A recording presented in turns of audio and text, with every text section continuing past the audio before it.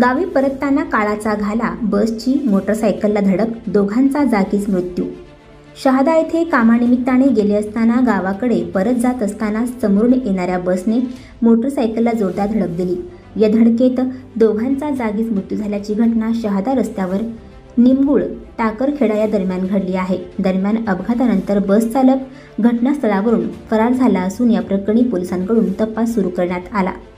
धुळे जिल्ह्यातील निमगुळ टाकरखेडा या दरम्यान झालेल्या भीषण अपघातात मंगल आसराम भिल वय वर्ष 23 व पावभा भिल वय वर्ष 22 असे मृत झालेल्या दोघांची नावे आहेत. दरम्यान खर्दे येथील मंगल भिल व पावभा भिल हे दोघेजण मोटरसायकलने कामानिमित्ताने शहादा येथे गेले होते. काम आटोपल्यानंतर गावी जाण्यासाठी निघाले होते. याचवेळी अपघात होऊन दोघांचा मृत्यू झाला आहे. मंगल भिल व पावभा भिल हे मोटरसायकलने शहादाकडून दोंडाईचाकडे येत खर्दे गावी येत होते. याचवेळी राज्य परिवहन महामंडळाची शहादा आगाराची बस दोंडाईचाकडून शहादाकडे जात असताना समोरून येणाऱ्या मोटरसायकलला जोरदार धडक दिली. यानंतर दोघेजण रस्त्यावर फेकले गेले. यात त्यांच्या डोक्याला जबर मार लागल्याने दोघांचाही जागीच मृत्यू झाला होता. दोघांनाही तातडीने दोंडाईचा येथील उपजिल्हा रुग्णालयात दाखल करण्यात आले, मात्र त्यांचा मृत्यू झाला होता.